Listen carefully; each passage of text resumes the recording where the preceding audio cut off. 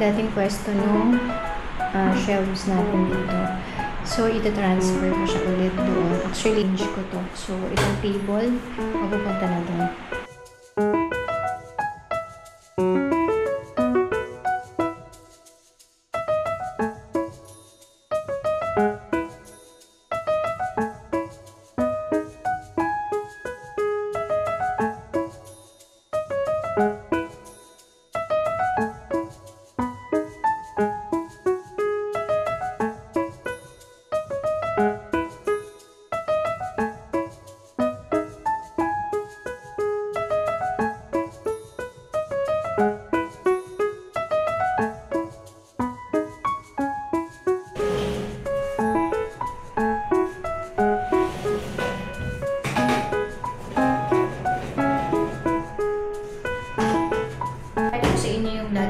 Na binili ko sa Travel Expo. So, it's color pink.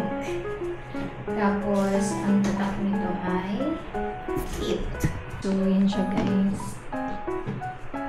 Ito. Tapos, dito, ayan, may it din siya nakalagay dito sa likod niya. And, yung handle niya din. So,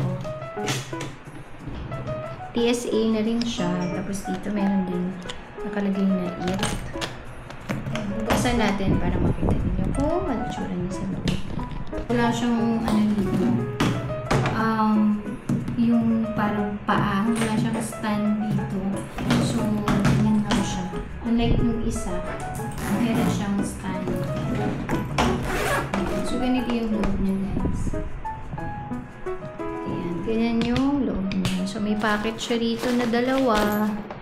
Tapos ito, ayan, may zipper. And, syempre, may zipper din dito. Ganyan. Ayan. So, ganyan lang siya, guys. Kasi nga, cabin size lang. Very cute lang. Tapos, yung gulong niya is 360 na lang. Ayan. So, yung isang luggage namin, actually, lahat ng luggage namin ay it. So, ito naman, sa anak ko naman ito. Ayan. So, it din yung tatak nito. Ito yung sinasabi ko sa inyo, walang stand. Ayan. So, makapal din to, guys. Ayan siya. Ayan, guys. Yung isang luggage namin, ayan. So, it din ang tatak nito. Ayan. It. Tapos, TSA na rin siya. And then, yung handle niya is rose gold. So, marumi na siya dahil marami na rin siyang napuntahan. Ayan. So, rose gold din yung kit niya. Ito yung may stand din siya dito. And, ayan. That's how. So, lilinisin natin to. Hopefully, matanggal yung mga dumi niya.